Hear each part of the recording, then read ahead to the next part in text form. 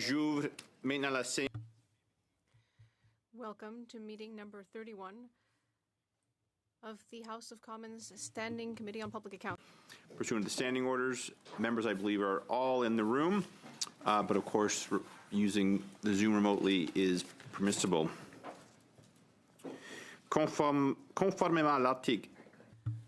Pursuant to Standing Order 81.4, the committee is beginning study of the main estimates 2026-27.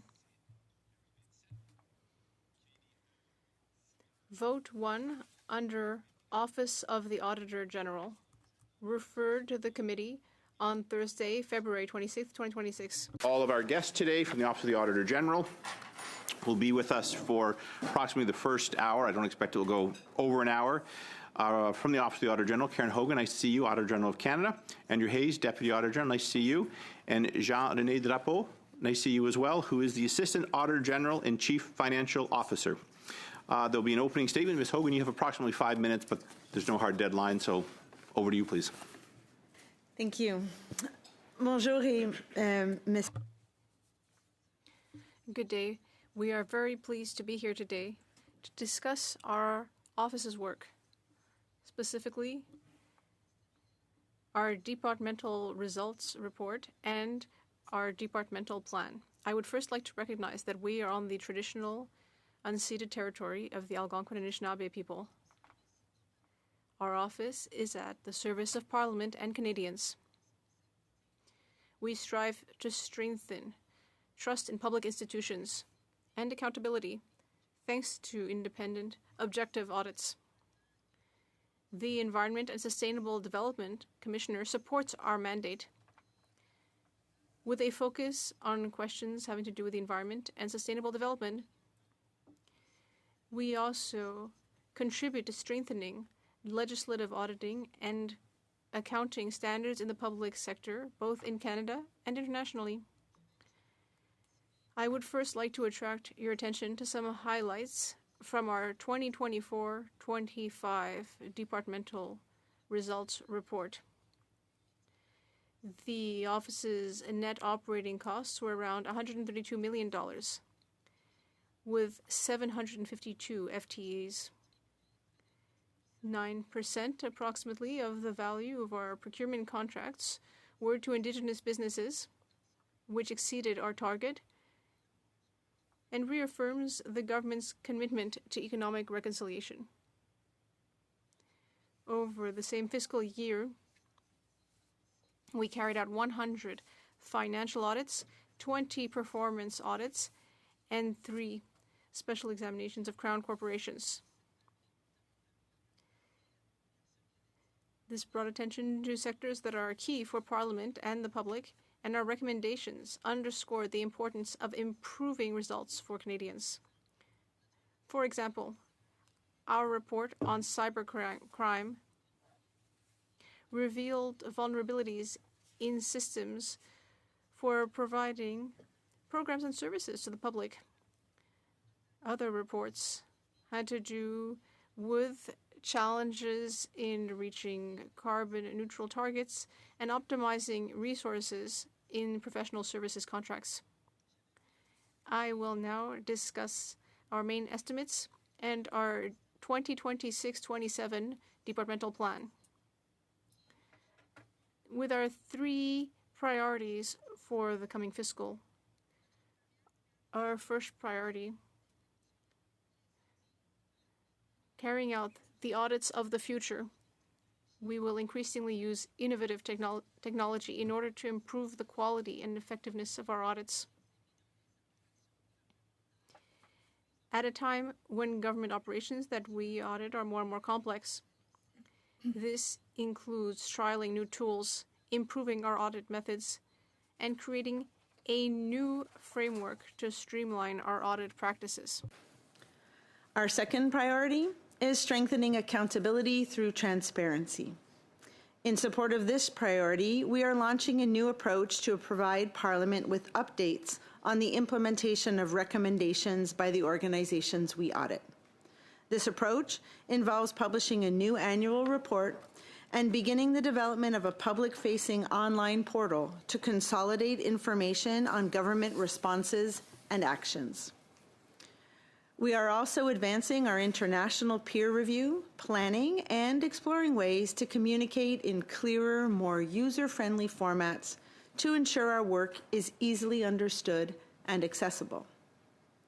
Our third priority is to empower a future-ready workforce.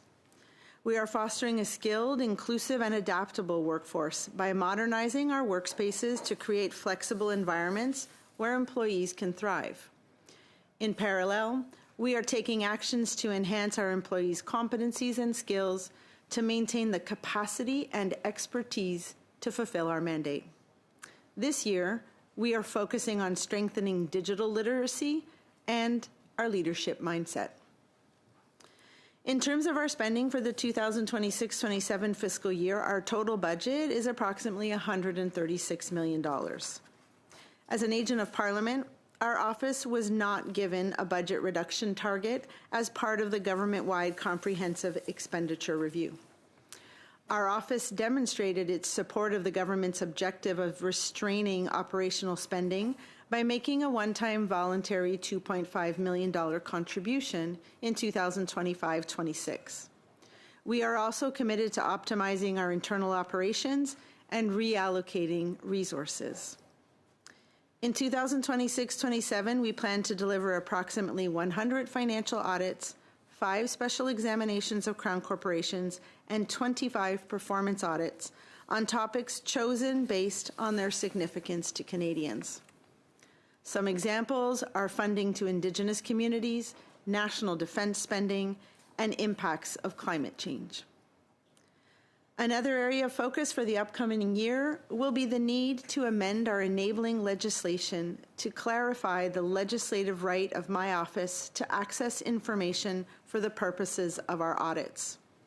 This is a concern we have raised repeatedly over the last few years. Mr. Chair, I would like to acknowledge the committed and hardworking team of professionals in my office, whose work makes all of these audits and initiatives possible. We thank this committee for its continued interest in and use of our work. And we're now ready to answer any questions committee members may have. Thank you. Thank you, Auditor General. So, members, this is an opportunity for the committee to ask the Auditor General and her team here about the operations, the money that Parliament allocates to her office, and any questions. This is an exercise we go through every year. It's an important one. It's for this committee, it's very focused because we work so closely with the Office of the Auditor General. So on that note, I'll turn it over to Mr. Deltel, qui va nous commencer pour 6 minutes, s'il vous plaît. Merci beaucoup, Monsieur le Président. 6 minutes, please. Thank you very much, Mr. Chair. I'd like to thank our witnesses. Welcome to your parliamentary committee. Friends, Mr. Chair, I have a clarification to ask for. We had requested the appearance of the Minister of Finance. Have you had any news on that? Merci, Monsieur Deltel. Thank you, Mr. Deltel. I can inform the committee that the committee sent an invitation to the Minister of Finance. However, we have not yet received a response. However, our agenda is open throughout the months of May and June. Once we receive a response with a date from the minister, we will also ensure that the mayor is also there, but not at the same time. Well, we have invited the Minister of Finance to share availabilities as quickly as possible. Well, Ms. Hogan, like we do on a regular basis, we are trying to find out if the cobbler has no shoes. And indeed, in this case, we are here to try to find out if the auditor is properly auditing. So my first question, who audits you? Answer, well, it's a complicated, multifaceted answer because there are many different ways that we are inspected. Our financial statements are checked by an independent auditor.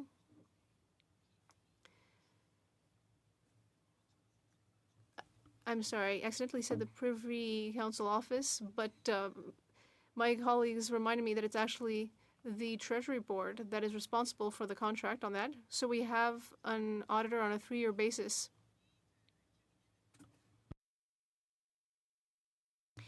We also offer accounting training, and therefore there are also inspections by provincial organizations. So every province where we have offices offer inspections to us, and there's also an internal office within our organization that audits all of our services and operations. And as I was saying in my opening statements, we are also, as we do only once per term, we carry out a review and a process that we will be doing this year and that will be complete in 2029. That will give us 1 year to create improvements to that process. And you had $132 million budget this year with 752 FTEs. And Parliament grants you the necessary votes to operate. So what happens if, let's say, at the end of the year in March, you have millions of dollars left over?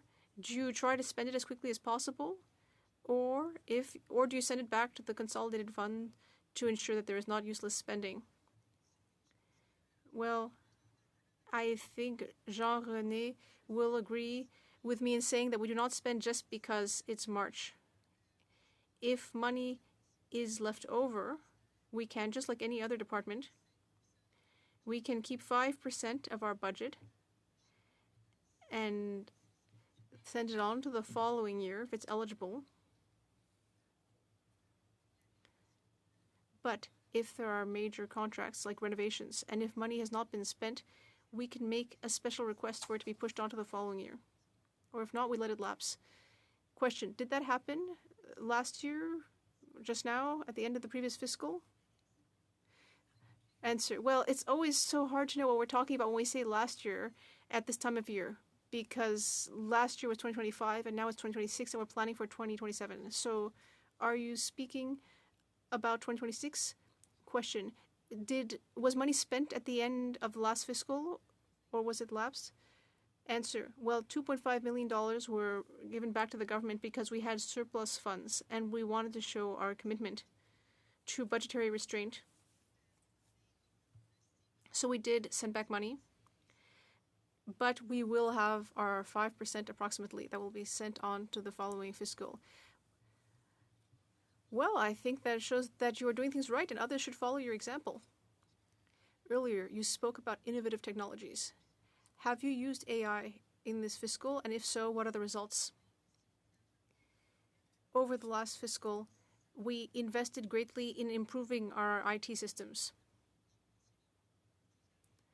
As I mentioned, for several years, like when we received supplementary funds in 2021, the goal was to improve our technologies. We have been working recently with AI, and that is in order to improve our productivity. We do not currently use AI in audits for evidence, but we are preparing to improve and to review the use of AI by departments. These are skills that will have to be improved among our staff. But currently, within our office, we are using AI for data analysis, sometimes for translation, but not yet to gather evidence for our audits. Earlier in your presentation, you said 20% was for contracts for First Nations. In my writing, I'm very proud to say there is the Wendake Nation. But we know that at times there can be cases of shell companies which claim to be Indigenous but are not Indigenous. What checks do you carry out to ensure that this 20% is really used to support First Nations? Answer, the number was actually 9%. 9% of contracts. Most of our contracts are for goods, For example, our computers. And these are purchased from businesses that are on the approved lists of the Department of Procurement. So that's how we know. We also have a contract with a hotel in Nunavut. We visit Nunavut frequently because I'm also the Auditor General for the 3 territories. That hotel is managed and owned by Indigenous individuals. When we have a services contract, for example, a joint venture, then we ask Public Services and Procurement Canada, or rather Indigenous Services Canada, to carry out an audit for us in order to confirm whether the requirements of the contract are met, that 33% of the revenue should flow to Indigenous people, and they confirmed that it was 52%. Thus, we felt comfortable with it. We have several services contracts, and we will continue to monitor them closely, more closely than contracts for goods. Tessa Dirksen for 6 minutes, please. Great. Thank you very much, Mr. Chair, and welcome back to the committee. It's nice to see you all again. And I do want to echo your comments, Auditor General, about your staff and about the professionals that are working in your office. And we certainly appreciate their expertise and their professionalism and their patience as well as they support the work of Parliament. So thank you so much. I want to talk a little bit about the comprehensive expenditure review. And this is something that we've been talking about a lot, where departments are being asked to trim up, really in solidarity with the challenging times that all Canadians are facing, and to find efficiencies. You mentioned, though, in your comments that your department, I guess as an agent of Parliament, is not required to participate in that review, but that in good stewardship of your office and in support of the government's objective of restraining operational spending, you have been taking some steps to do that type of work. Can you tell us a little bit about what you've been doing? So all agents of Parliament were not given a target for the comprehensive expenditure review, but we were asked to follow the spirit of what was being asked. So it wasn't just a cut, but also to adopt technology, to increase productivity, and to make sure that we're using public funds in a prudent way. So last year, as I mentioned, we had extra funds that we weren't spending, and instead of carrying them over, we wanted to make a one-time contribution back to the Consolidated Revenue Fund, which was what we did. And now we are looking at how do we leverage technology to increase the amount of work that we can give to Parliament. When there are cuts and so many changes, that's when you want an accountability body. So we recognize that we need to really see where we're going to look. And so that is, we're trying to find ways to be more efficient so that we can deliver more performance audit work or smaller, tighter performance audits so that we can really target some of the areas where we're seeing some changes across the public service. We are also following suit in reducing the amount of individuals in our organization who are considered executives in the public service. So our senior ranks of management, we've already, over the last year, seen a reduction of last 2 years. 24 members of our executive over the last 2 years. And we're going to continue to look at when a member of the management leaves, can we restructure how we function to repurpose their salary in a more meaningful way, or do we need to replace them? Because at times, when someone leaves in management, you need to replace them. If Jean-René left tomorrow, I need a CFO. So I would be replacing him, but at times we try to reallocate. Thank you. Thank you very much. It actually reminds me of some work we did when I was in municipal government. The same thing. As more senior executives would retire, we'd find a way to kind of rework that position, to spread it among other departments, for example, to maximize those efficiencies. Are there other departments that are exempt from the targets of the CER? So I'm not going to be an expert in this, but all the agents of Parliament were not given a target. There were certain departments that weren't given the 15%. For example, the Royal Canadian Mounted Police was asked to cut up the operations by 2% and then also hire 1,000 more police officers. So I think there were a few organizations, but all the independent agents of Parliament were we're given the same requirement to follow the spirit and be more productive to deliver more to Parliament. Okay, and I won't hold you to an answer here because I realize you don't work as an agent in those other departments, but are you aware of what types of steps they're taking, and are you willing to share the example that you've set as far as is reasonably possible with other departments? So I don't shy away from telling people what we've been doing, but I think when it comes to the other agents of Parliament, we chatted and said, what are you thinking about doing? So I don't know where they all landed, and unfortunately I would feel uncomfortable responding on their behalf. Okay, no problem. I understand. Thank you. You have noted some obstacles that you're facing, as you say, in doing your work with respect to some legislation, and you're looking for some changes to that legislation. Could you expand a little bit on what the particulars of those issues are? So the Auditor General Act is almost 50 years old, and it has been open very few times. I think one important opening of the Act was to add the role of the Commissioner of the Environment and Sustainable Development to it. But we have enjoyed very unfettered access to information over the almost 150 years that our organization has existed. When we ran into an issue around certain information, we were given an order in council.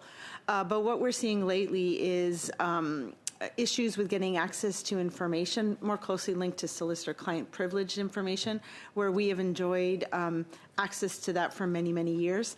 We've always respected the confidentiality and the privilege of that information. But now we're seeing, since the Ontario court decision linked to the Auditor General of Ontario's language in her act, where some Crown corporations are citing that court case and saying they're going to withhold information from us. It is very inefficient, as we spend weeks and sometimes months trying to resolve it with them. And in the end, we end up with the information that we deem as necessary.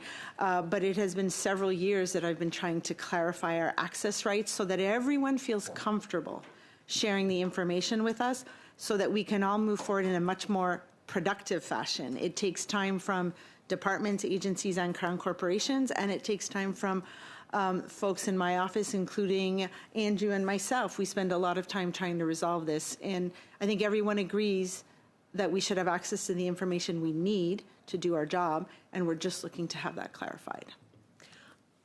Are you aware of how the situation you're facing here with access to information compares with other national auditors general? I don't know about internationally, if I could talk about it, but I could definitely talk across Canada for sure. So I mentioned the Ontario Auditor General's office that had this issue linked to their work around the Laurentian University. And in that court case, the Nova Scotia Auditor General's Act was cited as an example, a model, for language that made it quite clear what the Auditor General could have access to. And so I have provided this information to both the Deputy Minister of Finance as well as the President of the Treasury Board. So the President of the Treasury Board is responsible for the Auditor General Act, but I sort of get all of my funding and everything through finance, which is why I've kind of gone at both entities. I've given them example of the language we think would mirror the Nova Scotia Act, but adapted to the federal environment. And we're hoping that they will take that and move it forward to have the Act amended so that we can just make this clear for everyone. Thank you. That is the time. Suivant, c'est Michel Lemire, s'il vous plaît, pour 6 minutes. Merci. Mr. Lemire, please. 6 minutes. I'd like to thank the Auditor General and her team for being here. I appreciated my colleague's expression about the cobbler's children going unshod. It would be funny to have a little jingle, but that's not something we have the capacity for technically. But regardless, do you feel that you have the resources you need in order to do your work properly? Answer. I think any officer of Parliament would say, listen, if you gave us more money, we would give you more information. However, at this time, we are capable of generating financial audits. We are able to provide you with a range of things that can be studied. So I do feel comfortable with that. So between the 2 fiscal years, there has been no increase in your budget. Is that going to create problems in your work? Will there be fewer studies? Will there be areas that you cannot analyze because you have less money in real terms? Answer. At this time, like all organizations, we need to be prudent with how we use taxpayer money. At times, if there are challenging choices to be made between 2 audits. However, it's necessary. We, after all, have limited resources, and that's something that each and every department must face. I am proud of the audits that we are choosing and that we are reporting to Parliament.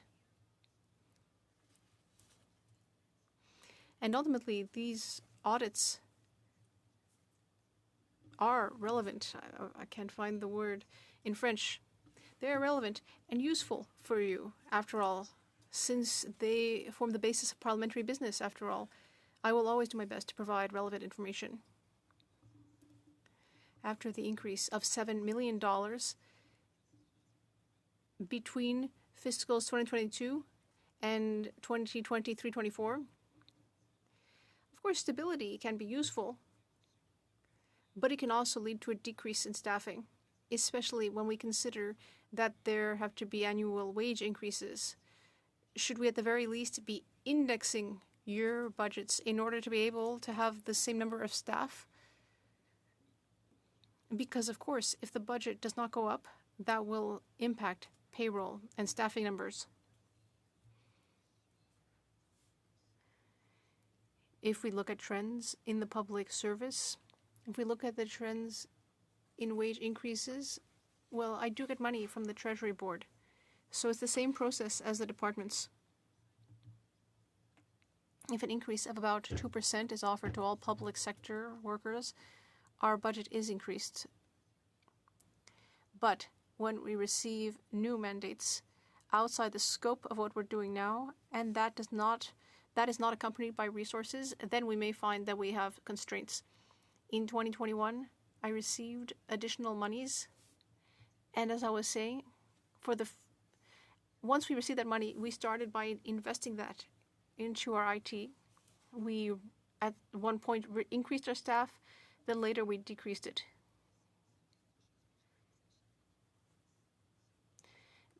Every year, I appreciate that we have the opportunity to take a step back and think about what's going on.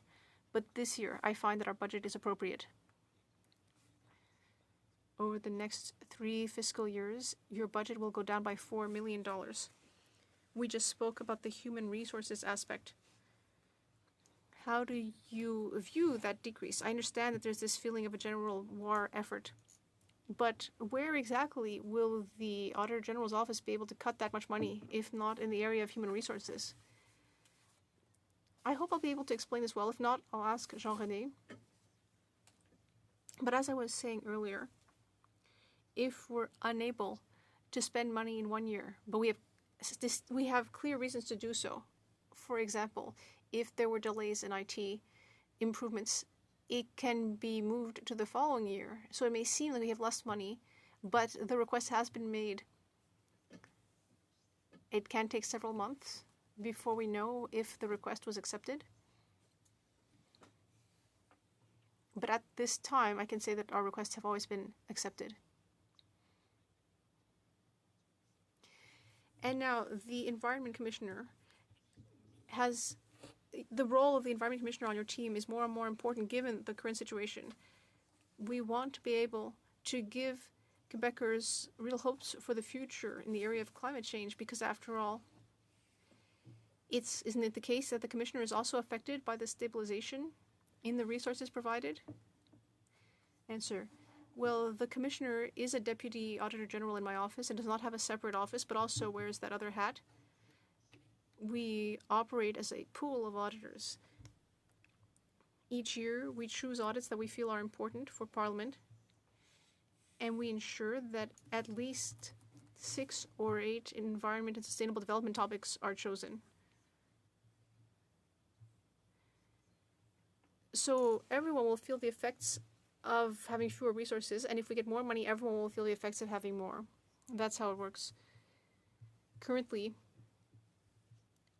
I believe that the work carried out by the Commissioner is not always studied. So sometimes we decrease the number of reports that are created by the Commissioner because we want to ensure that parliamentarians study our reports. Thank you very much. Second round now, which will consist of 5 members of various times. Mr. Kirk, you have the floor for 5 minutes, please. Thank you, and thank you for everybody, so for all the witnesses coming in today. And I just want to say thank you to your department for leading by example and actually returning $2.5 million to the government. I think that's tremendous, and thank you for your respect for the taxpayer money. I know my colleague from Quebec asked this question, but I'll ask it again. Do you feel that you have sufficient funds or to keep doing what you're doing, or is there any need to increase your budget? So I am happy to return money, but I feel like my $2.5 million is a tiny bucket in the big sea of the government. But we're a small organization, and we try to do our part. So thank you for acknowledging that.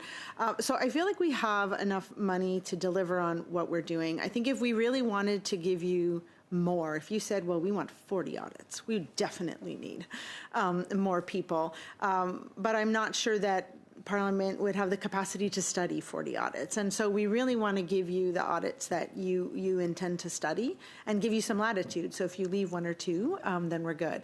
But we have to be mindful that if mandates are added, so if new Crown corporations or if new agencies are created and there's an expectation that we go look at that, well, we're at capacity. So if there's an expectation for us to do that, then we might need to say additional funding is needed.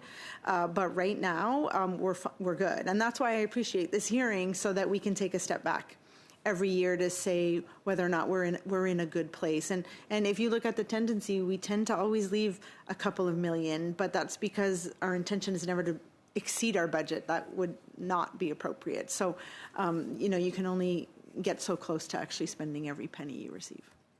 Well, thank you very much for that explanation. Now I'm going to dig into how you conduct your audits. So when you're looking at audits to do, what red flags are you looking for? So when we have chosen a topic, and then what would we look for? Well, when we choose a topic, it's because we spent some time deciding that it was a topic of interest, and we establish an objective that we want to accomplish. And so then we set out things we're going to hold departments accountable to, and we call those audit criteria.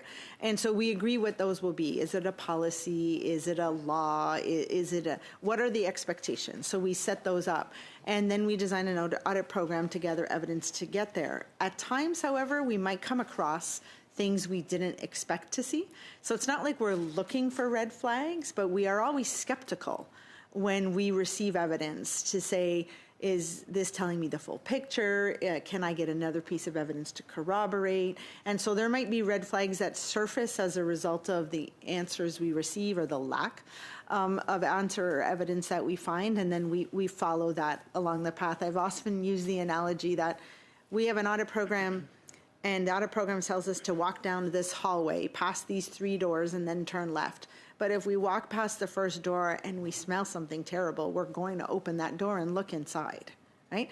If it's food that's spoiled, we'll, close the door and advise the entity they should send a cleaning crew in and clean it up. But if we come in there and we see, God forbid, a dead body, we'll say, well, we need to look at that and investigate it further, right? We won't turn a blind eye to that, but we do have an audit program that we intend to follow. I think a good example is what you did with the CRA. It was actually your office that helped the CRA.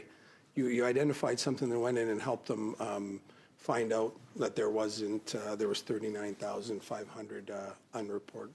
We're trying to turn our attention to not just saying the department couldn't tell us that or they couldn't show us that. If we feel the evidence is there, how can we help answer that question and then give it over and say keep repeating it? Right? Are there any current red flags that you're looking at right now?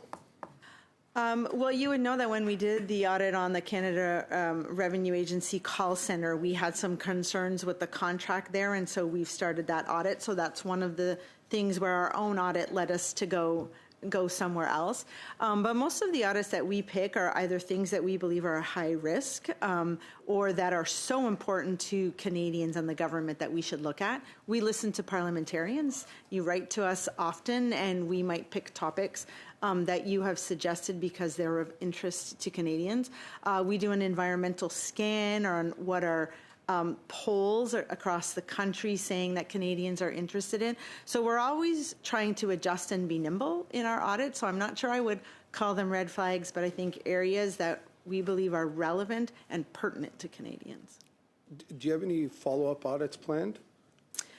So that's an interesting one. So normally we would set out and say, well, we'll follow up an audit 5-10 years later. But as you'll see, one of our metrics in our departmental results report is we measure how many of the recommendations we believe have been successfully implemented a few years after our audit. And we don't like how low that is. And so this year we are intentionally starting. We have to start small, but we've chosen to go in and follow up on prior year recommendations. So we went back to 2020, 21, and 22, picked 6 organizations we audited, and we're going to issue a report to you around how they are doing. And then our goal will be to, in the next year, bring that to almost 75% of the recommendations we've issued until we get to 100, and then try to resource that every year so we can keep doing that. Give you an online portal to search for it. We hope that that will help bring attention to recommendations that are just not being acted on. Thank you very much. Very much. Mr. Osborne, you have the floor for 5 minutes, please. Thank you. I want to join the parade in saying thank you for the government appreciates the initiatives you've taken under the Comprehensive Expenditure Review, even though you were not required. Adding on to that, if there was an AG looking at the AG, what would the audit criteria be for that entity to look at you? So there's going to be a whole bunch of AGs looking at the AG very soon. That is what our peer review is. We bring in other countries to come and audit us. There is an actual international sort of approach to peer reviews that are agreed to. And with the lead country, we will decide where to go. So do we want them to look at our audit operations, our methodology, our approach, our use of technology, or do we want them to look at our own offices functioning? So we're in that design phase right now, or that planning phase with some of the countries that are going to support us, but they would then use recognized standards internationally. And it's not really an audit, it's more of a peer review, and they provide you advice on how to deliver better to Parliament. Do you want to jump in? Yeah, if I can just maybe add to that, one of the things that the peer review provides is an opportunity for us to learn from other organizations worldwide that audit national governments. And quite frankly, what we're hoping from the peer review is that we can leverage some of the best practices that they have. Maybe they come in and say, you're doing something that we run into problems with, so stop doing that, maybe do this. So that peer review is going to be, it's going to be a learning opportunity for both us and the countries that are coming and looking at us. Thank you. I appreciate that. I know in your opening remarks you had talked about audits through the Auditor General of the future, a new framework, a new approach for updates, a new annual report, a new portal. All of these things are very encouraging, the use of AI. So if I could go through that list, your opening remarks were, I guess, a very concise a set of remarks. I'm going to give you an opportunity to expand on that. So, for example, the new framework, what does that look like? So I think the new framework was linked to how we're going to follow up on the past recommendations, which I already elaborated on. But we are looking at our audit methodology, and very much along the lines of what I said to Public Service and Procurement Canada. Let's not add more procurement rules. Let's follow the rules we have, or take a step back and try to rationalize them. We'd like to take a step back and see, did we just keep adding, and are we doing too much in some areas? So can we make our audit methodology and the framework that we follow there more focused so that we can free up. If we free up a few hundred hours over 100 financial audits, we're going to create some more capacity for us. So that would be, I think, two areas around the framework that we're looking at.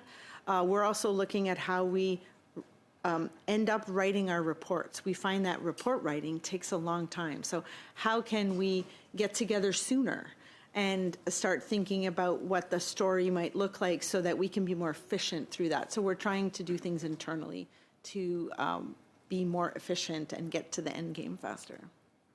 Okay, I appreciate that. The new annual report, what can we expect different than the way you are reporting now? What does it look like for the general public, for parliamentarians who your work assists? Give us an indication of what that is going to look like. So it's going to look a little different because it's going to be a different type of assurance, right? Where it's going to be, there's nothing that's come to our attention to make us believe that there hasn't been good progress. So a slightly different level of assurance, but it isn't going to be a full story, right? About we went in and re-looked at the entire program. We went in to look at, did they act on the commitments they made as a result of a recommendation? So it's going to be, I think, a little harder to wrap your mind around because you'll have to understand what was in the report and then know that we just looked at the recommendation to see the progress they were making. So the first report we're going to issue in 2026, as I said, we'll only look at 5 organizations over a course of 3 years. About, I forget how many there is, I think 70 recommendations. And then we're going to ask you for your feedback, at least for this committee. We're going to want some feedback on what does it look like before we grow to 100% of all of our recommendation, and is it what you expected? Is it meeting your needs?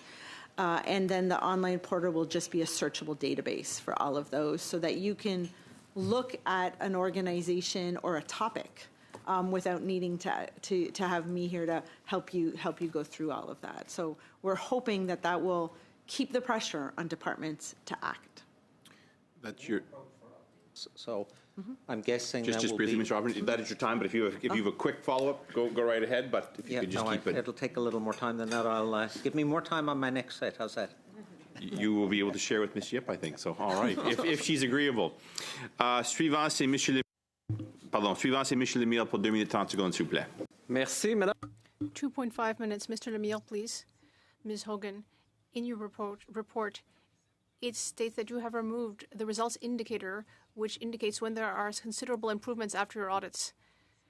The numbers state that this is around 50 to 55%. So this is a key point to analyze, in my opinion, because when indicators like that are present, it clearly points out whether the government improved its processes or not. And we see that it only happens around 50% of the time. Why did you remove that indicator? Was it because it cast too much light onto the weaknesses of the government? Answer: no, not at all. We are removing it in order to replace it. We are removing it because it was based on an overly small sample.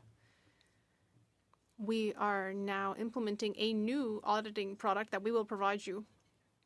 Our intention is to look at all recommendations after a period of 3 years.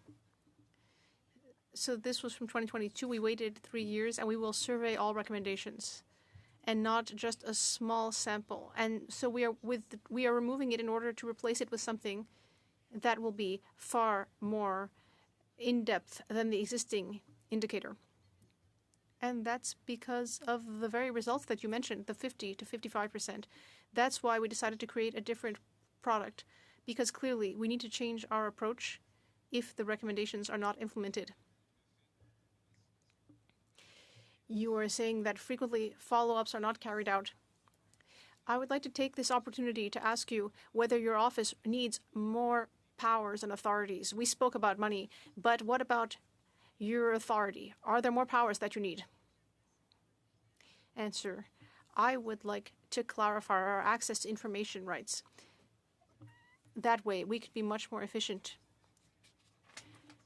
Do you have all the documentation you need to do your work? Answer: yes, but it takes time. Sometimes the process is quick, but sometimes we receive redacted information, or we are told that we cannot access classified information. Therefore, things take a long time. In the end, things are resolved. If we hadn't resolved to our satisfaction, we would be here telling you that. But we should clarify in our legislation the access to information guidelines. That would clarify things for everyone. It would really help us to improve our efficiency. Have you had to deal with particularly resistant agencies on this score? Answer. Certain Crown corporations stated that they would not share information with us because our authorities in that regard were not clear. We also saw that when it came to some of our audits, the public accounts every year that do push us, and it takes a lot of energy and time on my part and for many of our auditors. It takes a long time to get resolution. And I think that everyone in the public service just wants to give us that information more quickly, but we need the legislation to be clarified. That way everyone can feel comfortable with it. So it sounds like we might need more supervision for Crown corporations. Thank you. Mr. Stevenson for 5 minutes, please. Thank you.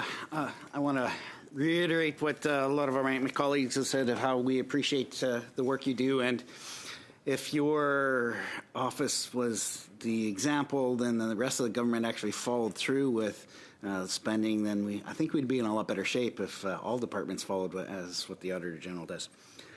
My colleagues have kind of picked what I really wanted to talk to about a little bit, but I'll expand on one part of it that concerns me. As a CPA that is in public practice, if I had a client that wasn't forthcoming with information or that wasn't following through on recommendations by the second year, I'd usually just fire them and go get a different client. You don't have that option, but you've just started to, and maybe you can elaborate a little further on, you talked about we should perhaps be able to clarify your access to information. How could we do that to give you a better information, but better access? What does that include? Like, how could we do that for you going forward? Okay.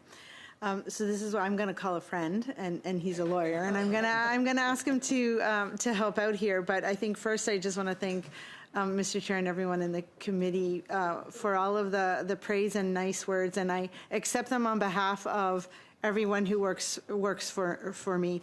I just get to sit here, but they do all of the heavy lifting, and so I will be sure to pass that along to them because they make me look good, and so I just want to make sure that you all know that I accept all of this on their behalf. And I'll ask Andrew to help with how can we help you help me with access. Thanks very much. So just off the top, I will say that we understand the position that the Crown corporations in particular and some of the departments are taking. What they're trying to protect is their interest in the legal advice that they've received, and they don't want to have a situation where that legal advice gets out in the public domain because they've shared it with us and waived their privilege. So what needs to be solved is a clear provision in our Act, and it would probably belong in Section 13 of our Act, that specifies that we have access to that privileged information, that it doesn't constitute a waiver of privilege, and that we have to treat it the same way that the departments do. At the end of the day, that would require legislative change. There's a number of ways to do that. It could be a budget implementation bill, it could be a standalone bill, but those are probably the easiest ways to achieve that. We have reached out to the President of the Treasury Board and to Finance to signal the options, and we are hopeful that this will be resolved. As much as it is helpful for us, it is also helpful for the entities that we audit. Thank you. Further to that, we've had many of your audits. You've come back and said, we don't have new recommendations because they haven't followed through with implementation of previous recommendations. Do you have a solution to help us push those so that they actually follow through and make those implementations? And I know that's not one particular department because it's gone on in several different audits and several different departments. But do you have a solution for us to help you, again, figure that out? It's one, and it's not an easy answer actually, because obviously having a committee hearing on a report is a great place to start, because you require a more detailed action plan than the space we give organizations within our audit reports to respond. But if it's something of importance to Canadians and to this committee, having them come back or having them provide updates on a regular basis is a great place to start, because they need that constant pressure. I think more fundamentally, if I sit back and we say, well, an organization has to act on something to improve it, I think at times they get a lot of pressure to move off of this and move to the next high priority item. I think I've mentioned it before here.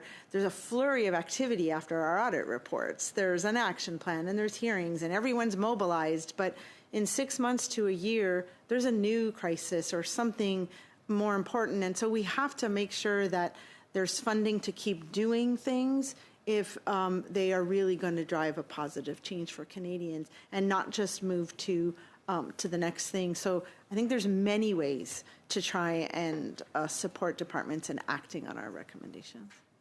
Thank you. Do you have much? If you have a quick question, go ahead. Well, my question, it's not going to be a quick question, but it was just following up further on getting access to your Crown corporations. I think we'll have to look further into that and look for more recommendations going forward. So. We're raising Crown corporations because they're the ones citing the court case, but it's also happening in departments and agencies. So I think it's just important for everyone in the public service family to clarify what we have rights to, so that everyone feels comfortable when they share information. Thank you. Ms. Yip, you have the last 5-minute round. Thank you. It's been said a lot today how commendable your actions are in following the comprehensive expenditure review and being in the spirit of things. So I am wondering, have these efficiencies had any impact on audit output, quality, or timelines? So I think I would be remiss if I didn't say it's had an impact on our people.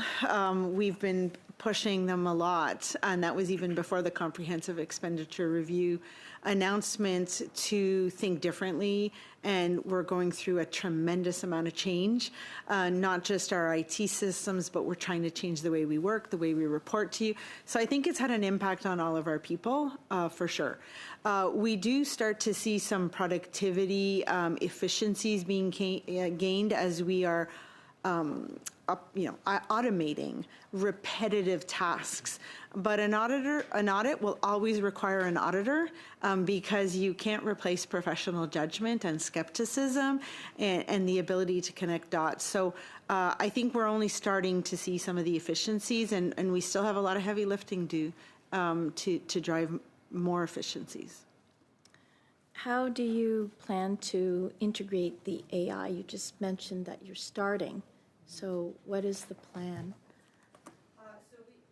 We actually have an innovation lab that we devote some time to every year, and right now we're looking at a little over 100 different use cases on how we can automate certain tasks during an audit using different tools. How can we capture information and data differently? And that's why I say we're not incorporating them yet, because we're still testing them all. And by the time we decide that this is a good use of AI, we will then need to make sure we document how we're using it, how we're going to govern it, how we make sure the data that goes in is vetted, and how we look at the output. So we still have a lot of governance to set up around our use of AI as we're testing AI. But our goal will be to help us be more efficient, increase productivity, and then use it in areas like perhaps translation or summarization of board minutes, or things that just take a lot of time that are not our high-risk items, but that will always have a human then coming in and vetting. So that's where we're starting. But a big part is also making sure that we upskill all of our auditors on how do you audit the use of AI. There's one thing to be able to use it to make yourself efficient, but then how do you audit the use of AI is a whole different set of skills, and that's why this year we'll be focusing on that data literacy. There's a lot there because many of your audits are very customized. They are, and I think it's important to look at the federal family. Some parts of the federal family are not using AI that much, are not highly automated environments, and then there are some parts of the federal family that are very highly automated. And so we do need a broad set of skills to be able to audit how the government functions and delivers service. And that's why many years we have been talking about the quality of data in organizations and how important that is. And that becomes even more important as you turn to using technology better. You need quality data, because if you don't have quality data, you don't have quality output. So I think there's a lot for everyone in the federal family to think about when it comes to AI and data quality. With the executive positions being reduced by 24 positions, does this impact the diversity and inclusivity of the senior positions? Right now, our senior ranks are actually not very diverse, and that has been something that we have been working on a lot, about making sure that we're giving experiences to individuals within our organization, or we think about diversity as we hire from the outside. So it hasn't had an impact yet, but I'm imagining that it will at some point as individuals might retire or leave the organization. But it's always at the forefront of us trying to make sure that our management cadre look like our employees who represent Canada. And so it's not simple, but we're always trying to focus on it. Okay. So in your opening statement, it's mentioned that you are focusing on strengthening digital literacy and leadership mindset of your employees. How is that being done? Especially with all these big changes coming. I think I talked a bit about data literacy already, and how we're actually looking at our competency model and saying that having IT skills in some way, shape, or form are going to be part of the requirement for anyone who works in the organization, especially auditors. And I would tell you, we've definitely beefed up our performance management, which is linked to a sort of our leadership mindset. We are doing this so that we can develop our people. We don't think that your path should just be a linear path, always doing the same thing. We want well-rounded auditors who understand all aspects of our office, but also more aspects of the government. And we also think that we need to do better at dealing with performers that need some more guidance and help. And I think, like many organizations, we haven't always been that good at helping identify what areas of performance management people should work on, and then making sure they have the time to upskill and train and improve their performance. So we're going to really focus a lot on that as a leadership skill as we focus on performance management across the whole organization. Thank you. Thank you. Thank you, Ms. Yip. We're now just going to do some housekeeping business here. First, I do want to thank the witnesses, auditor, and your team for coming in and for your testimony as we look at the main estimates for 2026, 2027. We're now going to vote on those estimates. And this is just like any regular motion. Shall vote 1, less the amount of $30,076,189.50 granted in the interim supply carry. I'm looking for a vote. J'ai un oui ici. Just a thank you. That is passed. Shall I report vote 1 under the Office of the Auditor General of Canada to the House of Commons? Yes. Thank you. This brings us to the end of our first hour. Our witnesses are. Peut-être juste avant, Monsieur le Président. No, I'm going to keep moving. I'll come back to you. On peut parler. Non, mais c'est on n'est pas encore fini. Okay. So I'm going to suspend our sorry, I'm going to excuse our witnesses. I'm going to suspend for about 5 minutes. In the meantime, I'll talk to you, Monsieur Lemire. On peut parler ici. Vous avez des questions. Puis on va retourner pour notre deuxième heure en 5 minutes. C'était avant, juste avant. And just before, I just wanted the clarification of what we're reporting to the House. I think clarifying the access to information for the AG's office, I think we should state that the committee wishes, especially in the context of Crown corporations, that there should be an increase in authorities and the capacity of the AG's office to receive documents more quickly. I think we should have a note that we should include in our report on this topic. Okay, that's a separate question. We can speak about it, but not now.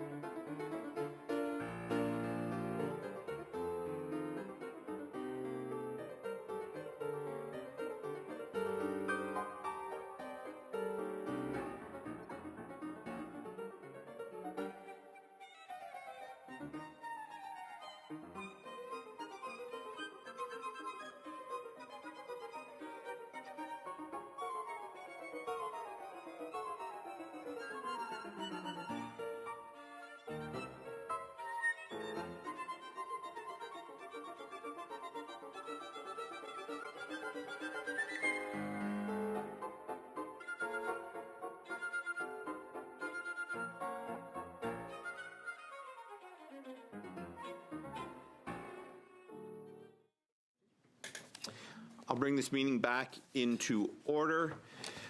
Conformément à l'article 100. Pursuant to Standing Order 1083G, the committee resumes the study of the Public Accounts of Canada 2024 and Public Accounts of Canada 2025. Refer to the committee on Tuesday, December 17, 2024, and Friday, November 7, 2025. For the second hour from the Bank of Canada, thank you for coming in. Thank you for your patience. We're running a little bit behind here because of some votes today. Ms. Alexis Corbet, Chief Operating Audit Officer of the Bank of Canada, thank you for coming in. And Ms. Coralia Boulot, Managing Director and Chief Financial Officer. Ms. Corbet, you have a maximum of 5 minutes, or approximately 5 minutes. I'm not too heavy with the gavel here for any opening remarks you'd like to share with us. Thank you. Okay. Well, thank you very much. Et merci, Monsieur le Président et membres du comité. Thank you, Mr. Chair. Members of the committee. My name is Alexis Corbett, and I am the Chief Operating Officer of the Bank of Canada. I oversee the bank's corporate administrative functions, including human resources, finance, data and technology, premises, and security. I'm here with my colleague, Coralia Boulot, who is the bank's Chief Financial Officer. Coralia's role is to manage the bank's finances, ensure accurate financial reporting, and explain our financial results. Before I address our financial results for the past 2 years, I want to take a few minutes to set some important context that I believe will help frame our discussion today. The bank's balance sheet is unique among Crown corporations and financial institutions. The bank carries out operations to fulfill its legislative mandates. And these operations have implications that are reflected on our balance sheet. Our legislated goal as central bank is to promote the economic and financial welfare of Canada, not to maximize our returns.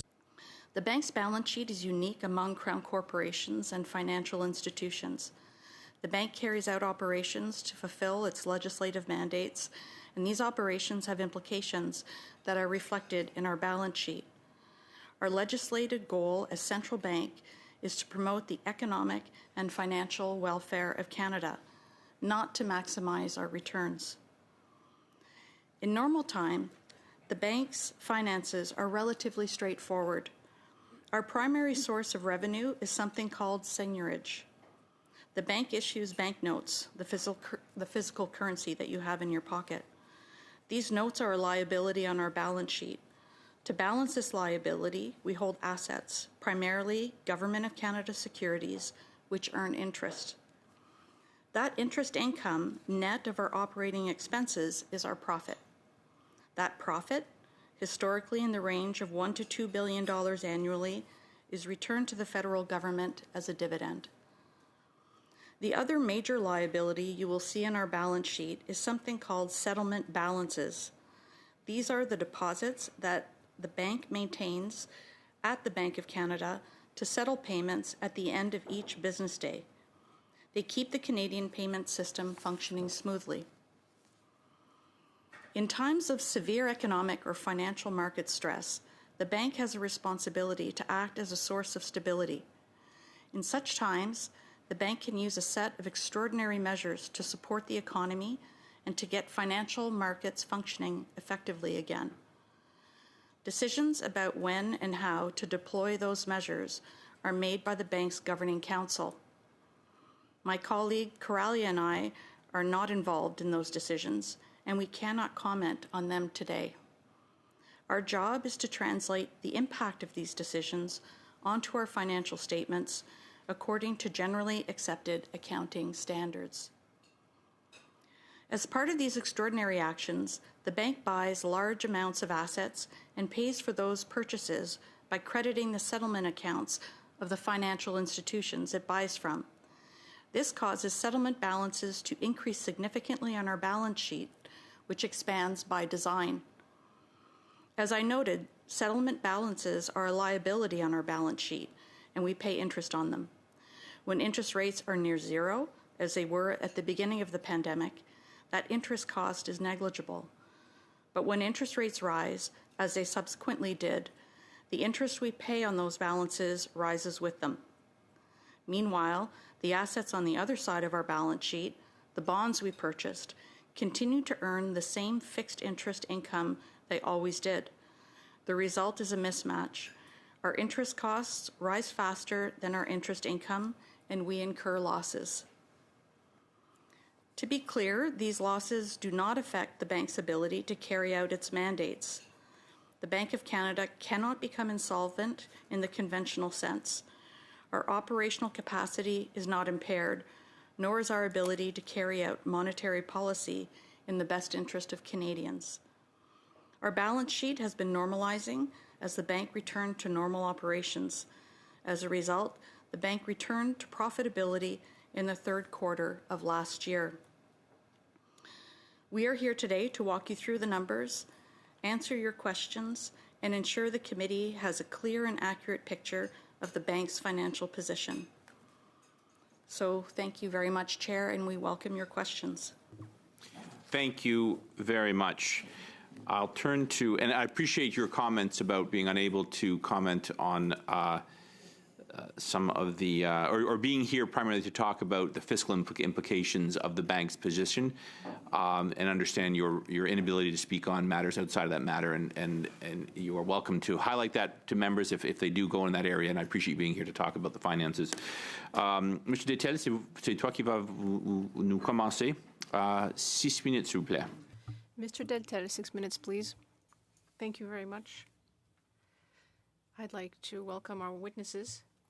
I am a little mad at you, Mr. Chair, because you said something that I was hoping to say. Thank you. I would like to thank the witnesses for telling us that there are certain areas that you can comment on or others not. That's entirely legitimate. And we know that you are administrators that will ultimately have to live with the consequences and the impacts of decisions that you may not control. Now, when there is a government deficit and the debt goes up, when there are projections that are different than realities, what kind of impact does that have on interest rates and on your administrative decisions? And on the rates for interest rates for all Canadians?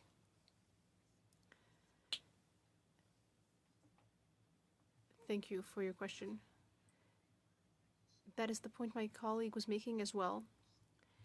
As the Chief Financial Officer, I am responsible for recording the transactions in that regard, but I am not responsible, and I definitely don't have the expertise to answer your question, because that is a question on monetary policy, and the government is responsible for it.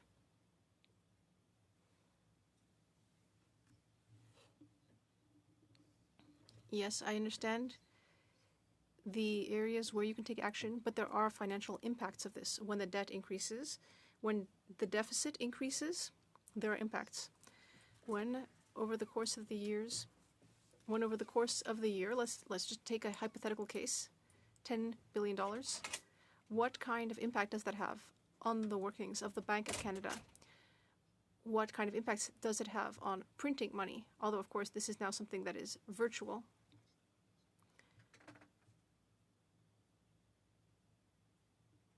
Let me just take an example here. Let's say the deficit is $10 billion. What impact does that have on the activities of the bank?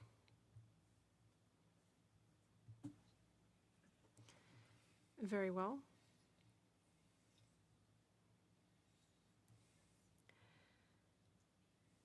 When there are losses on our balance sheet, that has an impact on the government public accounts, because that is how the consolidation happens in the public accounts. It is clear that bank losses do not entail transfers of funds from the government to balance out those losses. Nonetheless, the Bank of Canada temporarily holds the sums that it would normally transfer to the government in times of surplus. Since the second quarter of this fiscal, the bank has begun once more generating a surplus, and that surplus has been used to balance out the losses on our balance sheet, which are, as you mentioned, around $10 billion. What we have done is that we produced a projection with a market estimate based on the market predictions of future interest rates. Using that information, we project that by mid-2030, we will be able to balance out all of the accumulated losses. And by the second half of 2030, we should be able to return those funds to the Receiver General as we were doing previously. In the 2020s, with the pandemic, there was serious disruption throughout the world. There were major deficits. We understand that it was a situation that no one could have predicted.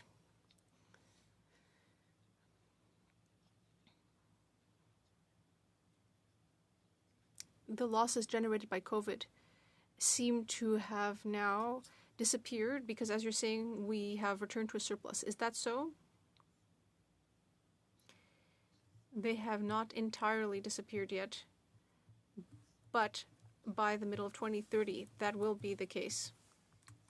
Based on our projections, that of course can change because it depends on current market projections.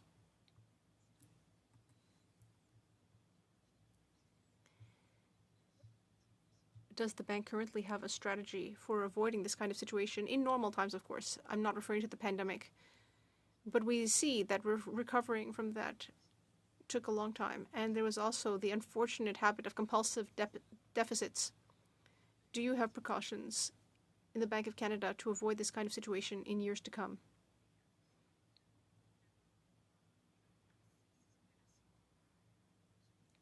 The bank has resumed regular operations on the balance sheet. The bank has a strategy where in future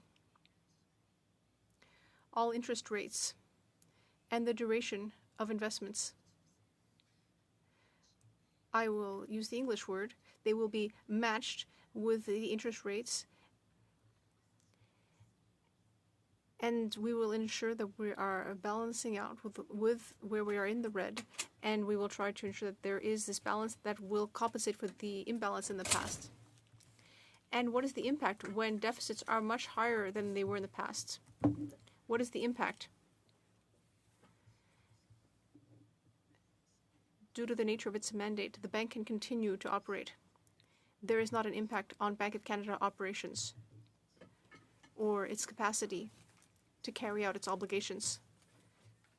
Nonetheless, there is a period where we have to wait until there's a surplus so that we can compensate for those losses. Mr. McKinnon, you have the floor for 6 minutes, please. Thank you, Mr. Chair. I'm interested in, you mentioned that the bank cannot go insolvent. So when you spend more than you bring in, does that mean you borrow money from the Receiver General? Is that what I heard? No, in fact, the government does not inject funds into the Bank of Canada.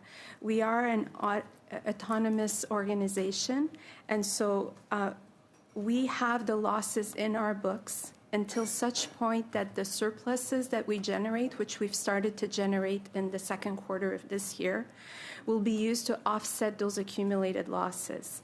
And so what I was saying is that by mid-2030, all of those accumulated losses will be offset. And after they are offset, we will resume remittances to the Receiver General of Canada.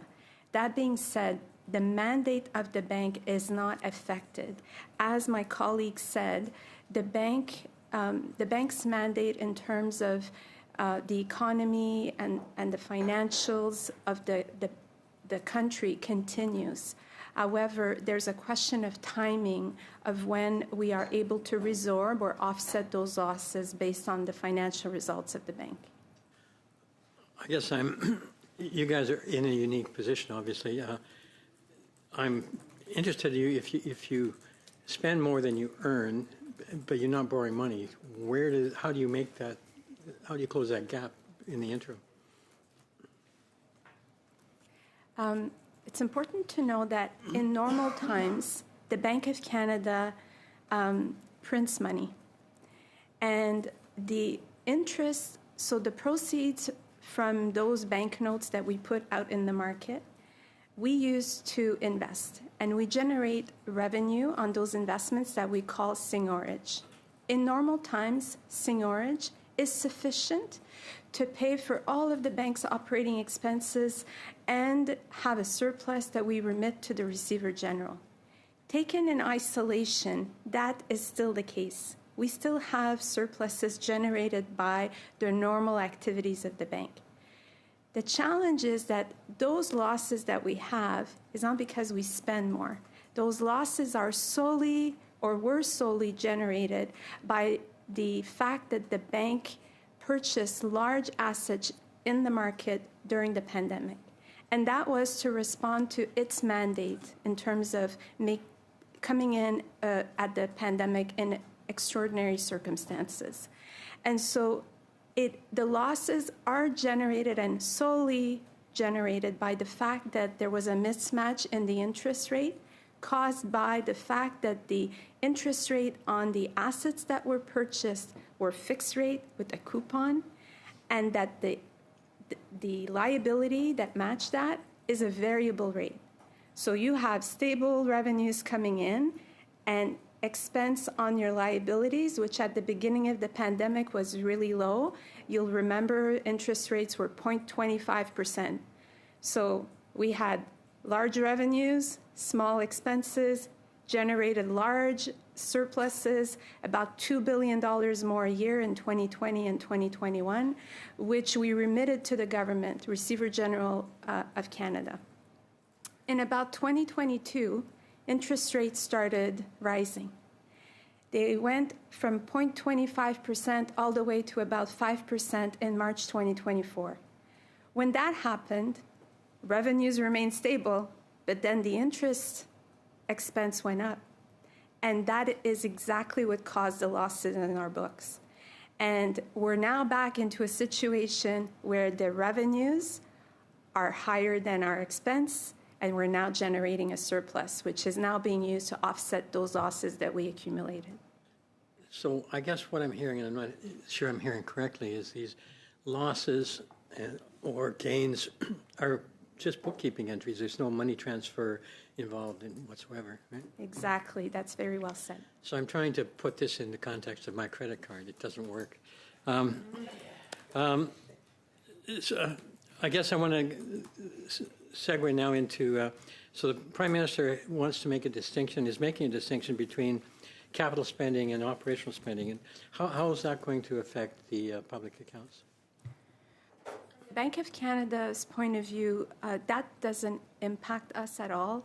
We follow international financial reporting standards, and we already differentiate between capital assets and operating expenses, so there's no impact on our accounting or our financial statements. Okay. So I'm not sure if you can comment on this. I'm not sure if it fits, but can you comment on the relationship between government fiscal policies and monetary policies? And I guess the bank is supposed to control inflation somewhat by adjusting interest rates and so forth. And that's monetary policy. Is that correct? That is correct, yes. So you are able are you able to speak to monetary policy at this point? No, that is not my area of expertise. I can tell you that the governor and the senior deputy governor of the Bank of Canada attend the Finance Committee regularly, and they are scheduled to attend the meeting on May 4th, right after the April monetary policy report, and so they will be able to answer those questions at that time. Thank you very much. Thank you. Could I, Michel Lemire, c'est un peu bizarre. Just for clarification, because and maybe I need a little lesson here as well, but I don't want your testimony to be taken kind of. I want to make sure we're clear here.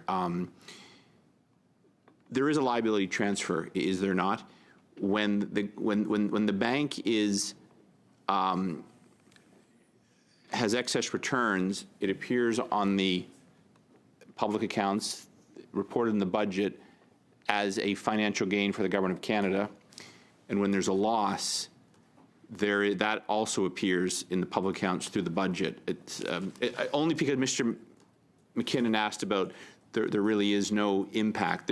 There is an impact on the budget and the public accounts when there's a loss or a profit. Is that right? And if you all understood that, that's fine. I didn't quite hear that. I heard that it was kind of neutral and it just stays within the bank, but that's not accurate, is it? No, you're correct. Okay. The Bank of Canada financials are rolled into the public accounts, and so when we have a surplus result, it is added to the public accounts results, and when there's a loss, it is deducted. That is accurate. Okay, thank you. You might have all understood that. I just wanted to make sure we're clear on that because I think that matters. Monsieur Lemire, s'il vous plaît, pour 6 minutes. Merci, Monsieur le Président. Mr. Lemire, 6 minutes.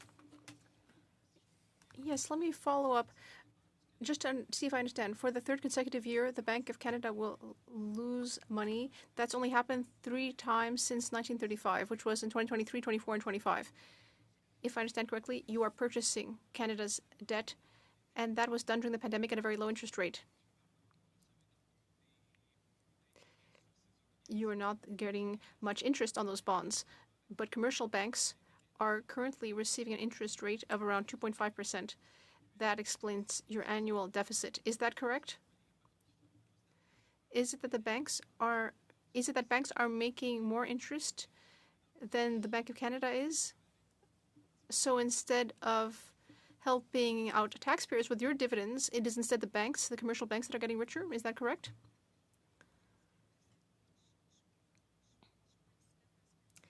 Answer: I'm not an expert on what you're speaking about, but what I can say is that when the Bank of Canada placed investments in the market through financial institutions at the beginning of the pandemic, those investments became a part of our balance sheet. In addition, we credited the deposit accounts that are maintained by those institutions. We do receive interest on those investments, but we are also paying interest rates on these deposits at the banks. Inaudible for the interpreter. Microphone, please. Vous payez. Question was inaudible. Answer: yes, we have interest rate costs for the deposit accounts at those institutions. Yes.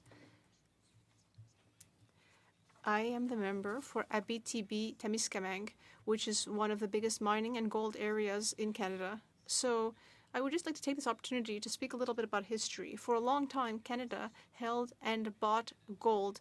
In 1965, it was stated that Canada had 1,023 tons in its reserves, rather. And probably a great deal of that came from Abitibi-Témiscamingue.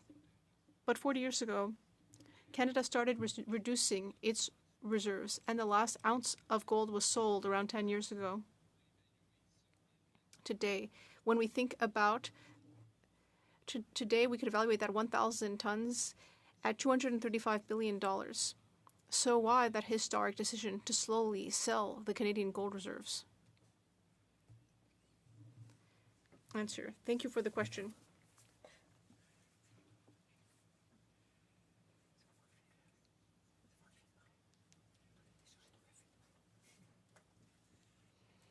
The gold you're speaking about was part of the federal government's strategy. In my role, I am not responsible for the federal government's debt, but my colleagues at the bank cooperate with the government to carry out the transactions in order to respond to the government strategy. Therefore, I cannot answer your question.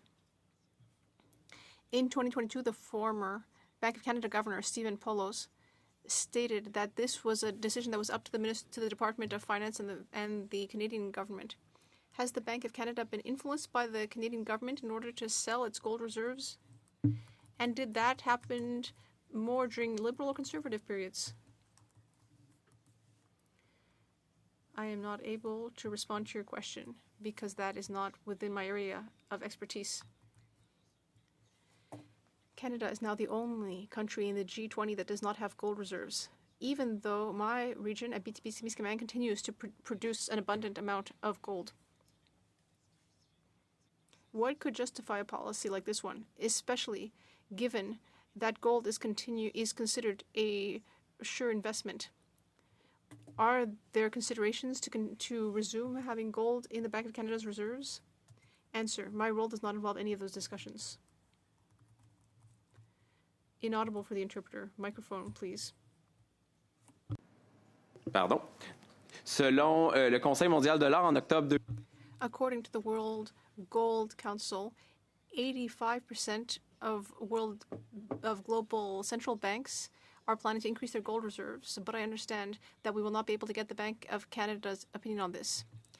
We heard an interview stating that Canada once had over 1,000 tons of gold, but had sold it all, and that was a critical error. According to this expert, the only type of currency that is not a debt to another country is holding gold. So I would invite you perhaps to reflect on the possibility of resuming this strategy, holding gold. I would have liked to hear more about it, but I will leave that as food for thought, because I think it would be good to own our own resources. Très intéressant. Thank you, Mr. Lemire. That was very interesting. Perhaps when the Governor of the Bank of Canada is at the Committee of Finance, you'll be able to ask these questions. More than $4,300 an ounce, if I'm not much mistaken. So we should consider that when we consider that it was sold at $350 an ounce. Beginning our next round, which consists of 5 members of various time. Mr. Kirk, you'll kick us off for 5 minutes, please. Thank you, and I appreciate all the witnesses coming in today. So when the government runs large consecutive deficits,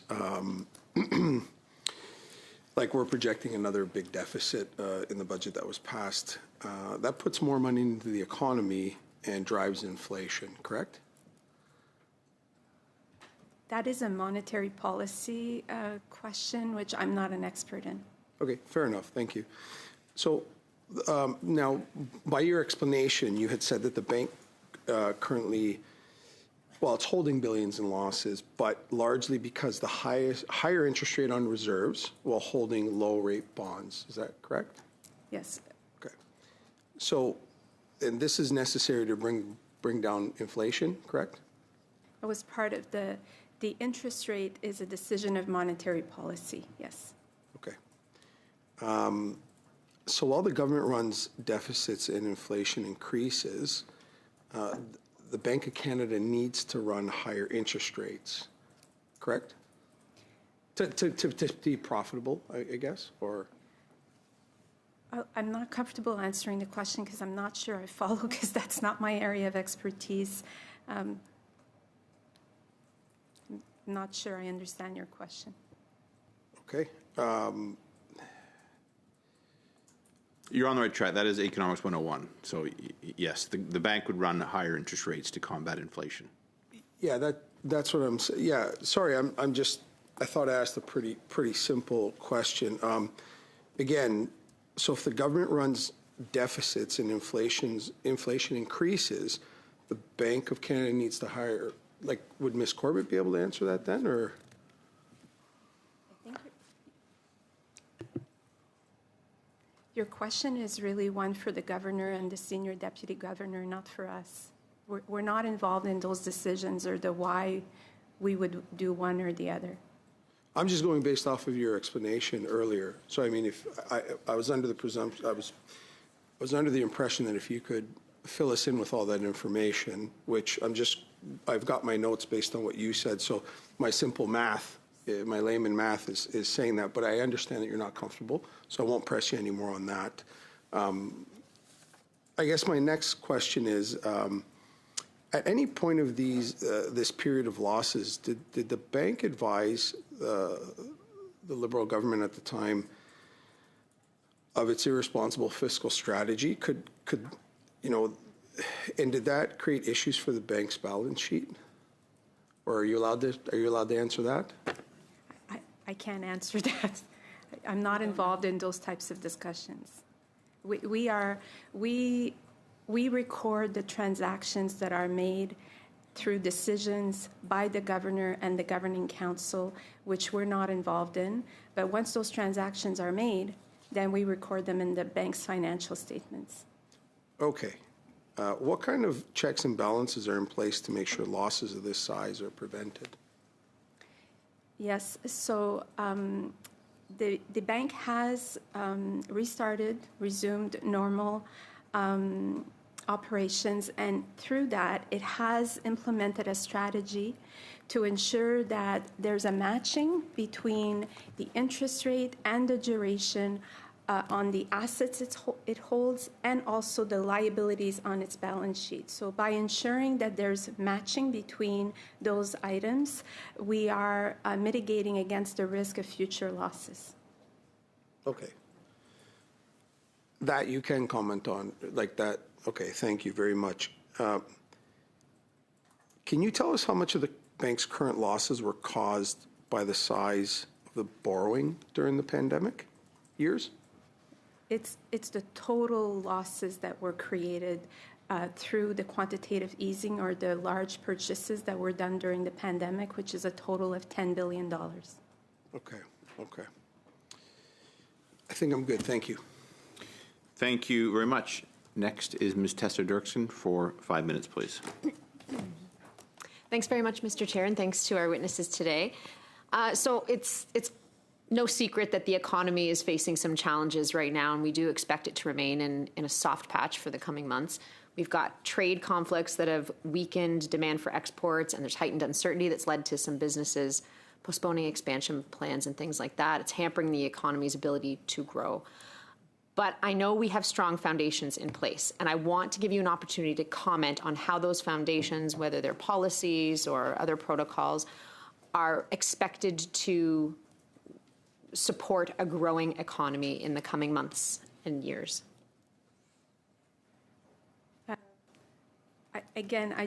We cannot speak to the economy, decisions about the economy. That is the governor, the senior deputy governor, and the governing council. We can speak, however, to the financial results on the financial statements of the Bank of Canada. Okay. Can you give us an overview about the relationship between government fiscal policies and the monetary policies that you pursue independently as the Bank of Canada, and how they relate to public accounts?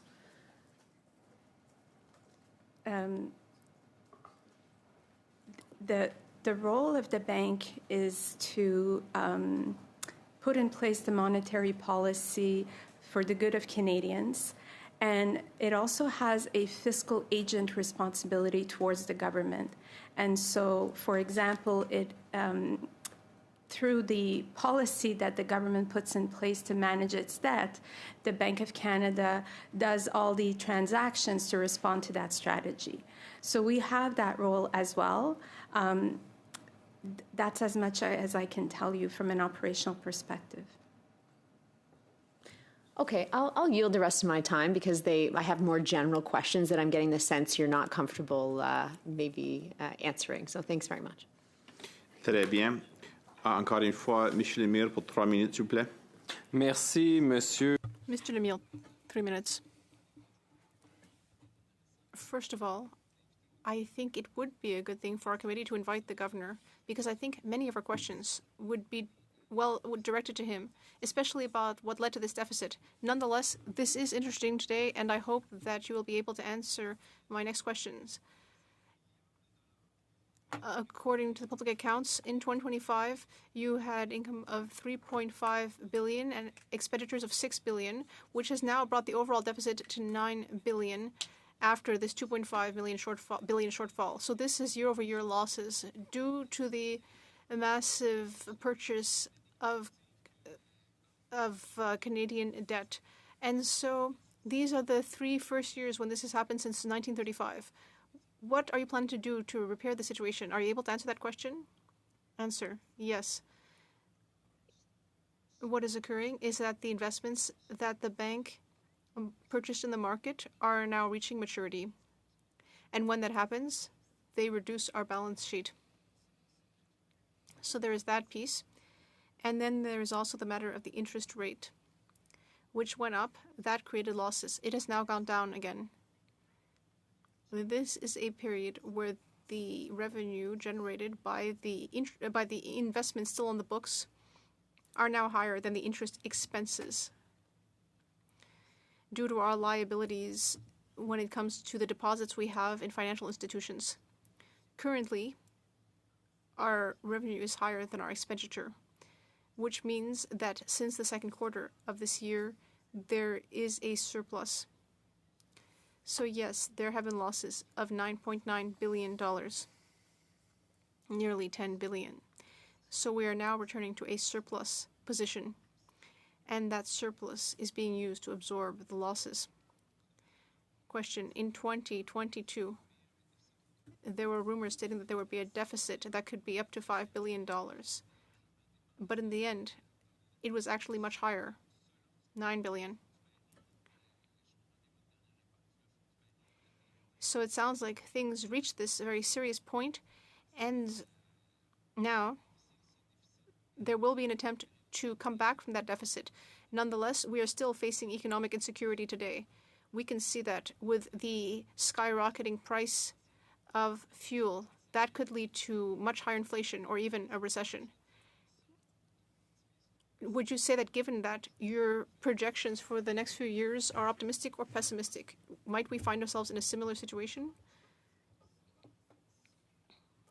Answer: our projections are based on interest rate hypotheses that are created by the market, not by the Bank of Canada.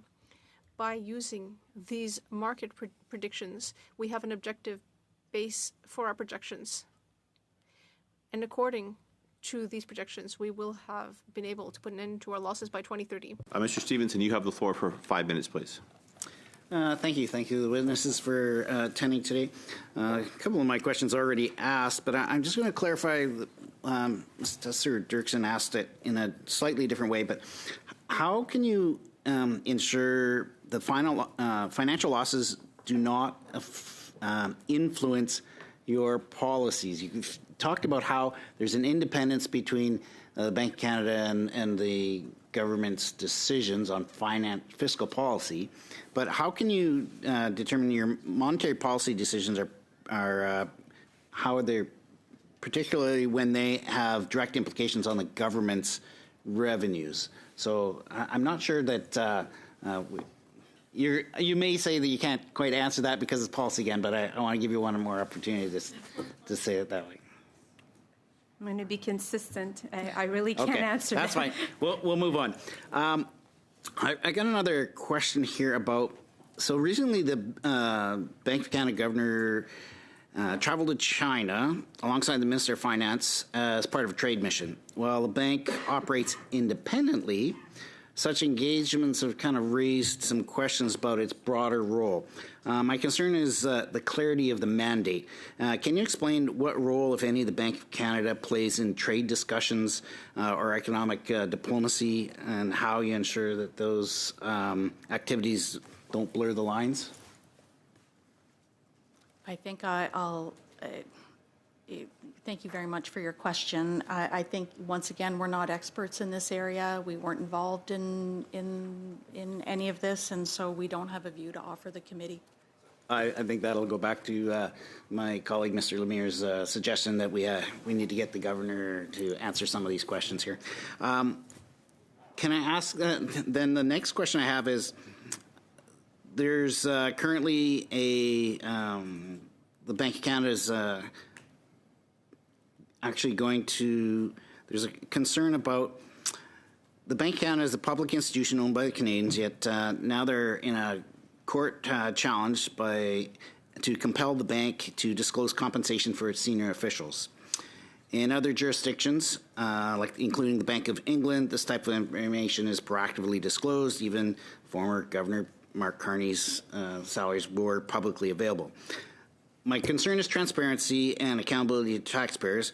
Why is the Bank of Canada resisting the disclosure of the executive compensation? And do you believe that the Canadians have the right to know the senior officials at the bank, what they're being paid? Yeah, so I am familiar with this case, and so first I'll say that the ranges for the governor and senior deputy governor are public. the salary ranges. In this particular case, they were looking for specific salary details, and given the fact that this is private, we refused to submit those exact details. In the first complaint that was raised, this was supported by the Privacy Commissioner. It was then raised again separately by another Canadian, and in that case, we worked with the Commissioner, and there were certain parts of the question that we disclosed that we hadn't disclosed the first time, and they were specifically questions around per diems, overtime, bilingual bonuses, and vacation pay. But the Commissioner ultimately agreed that the remaining information constitutes personal information.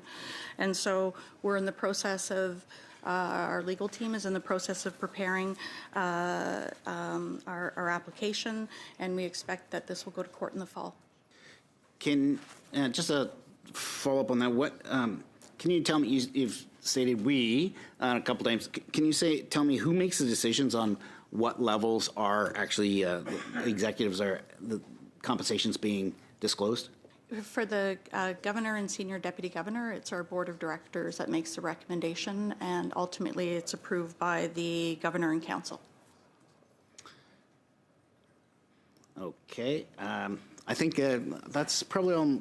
I think we have to go back to, as Mr. Lemire's suggestion, we've got some other people to request for testimony. Thank you. All right, then. Mr. Osborne, you'll close us out for 5 minutes, please. I'll try to get 5 minutes. I'm not sure if I will, but the monetary policy you indicated is done for the good of Canadians. So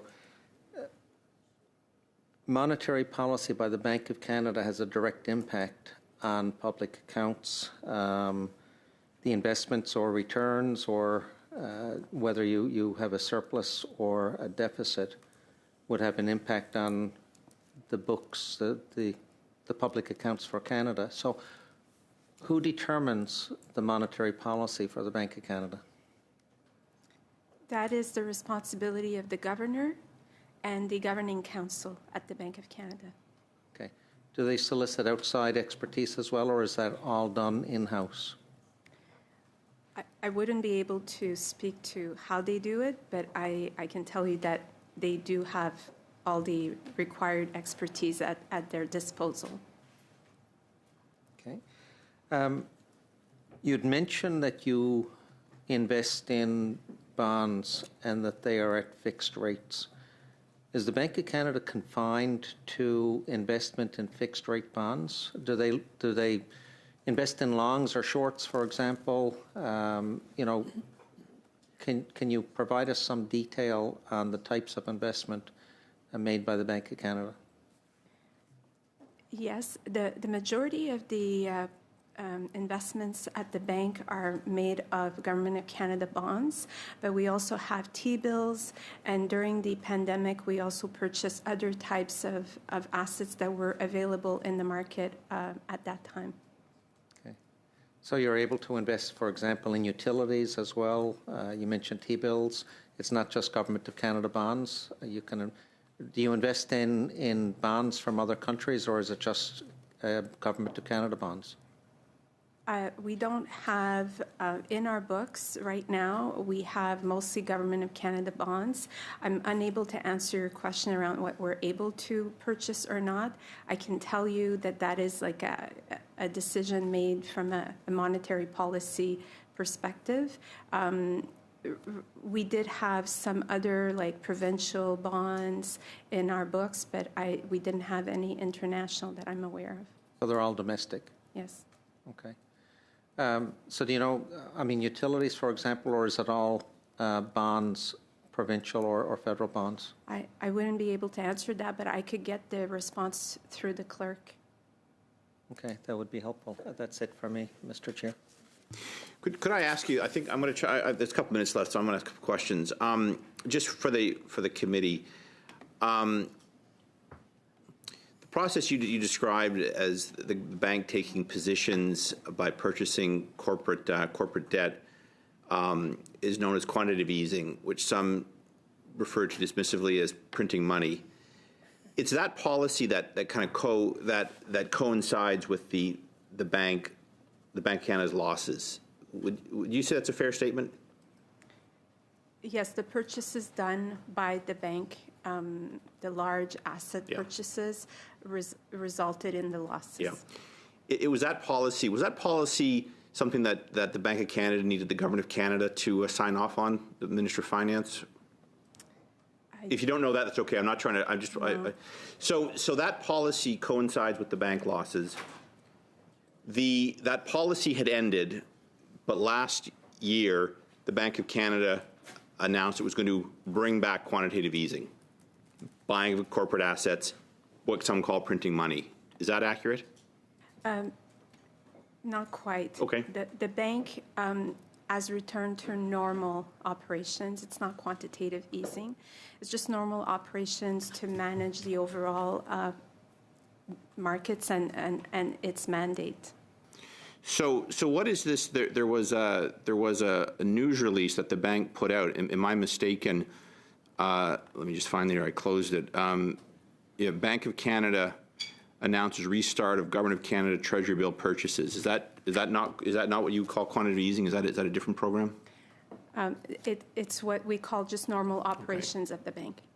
So what was that release signaling? That you had ended another program or another policy that? So I guess if you're saying that was returned to normal operations, what was it a return from? Quantitative tightening. Tightening, okay. Yeah. Which was the reverse of easing, which was then, okay. Quantitative tightening was when the assets were maturing and rolling off of our your balance. Books, right. What's going to be and you might have said this before, but just to tie it all together, what's the potential fiscal impact of this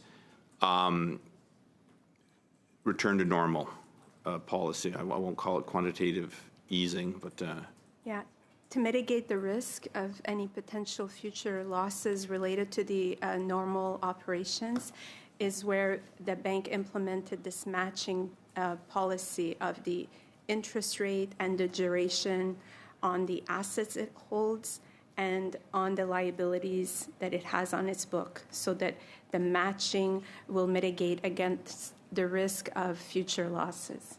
Okay. And last question appreciate that. And last question for clarification, and this relates back to Mr. McKinnon's trying to understand this as a credit card. As I attempted to illustrate that when the Bank of Canada runs a deficit, it appears in the federal budget as a deficit, which ultimately is reported in public accounts. When there's a surplus, that appears as a revenues into the government budget and helps with the Government of Canada's fiscal position.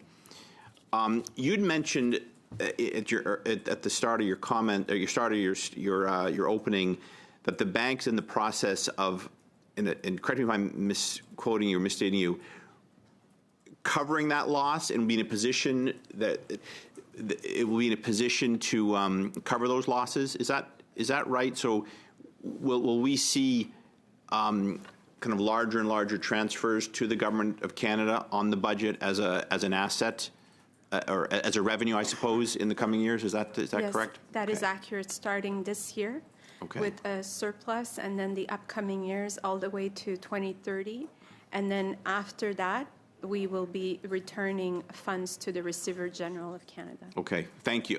Which is reported by the Finance Minister when he or she tables the budget. Yes. Thank you. All right. Yes, Mr. Kirk. Do you have a question for one of the witnesses? No. Oh. I would like to move a motion. Okay. So out of respect with our witnesses, they were very forthwith in telling us what they could and couldn't answer, but I think all committee members had answers that they could not respectfully, questions that they couldn't respectfully answer.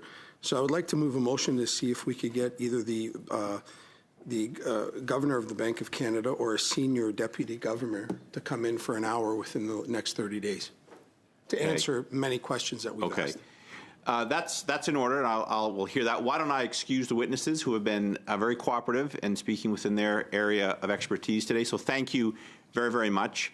I do have a motion on the table. It is in order. And so, Mr. Keurig, you're welcome to speak to it, or I can go to others if they want to address this. And I'm going to tighten up your motion. It's either the Governor of the Bank of Canada or the Deputy.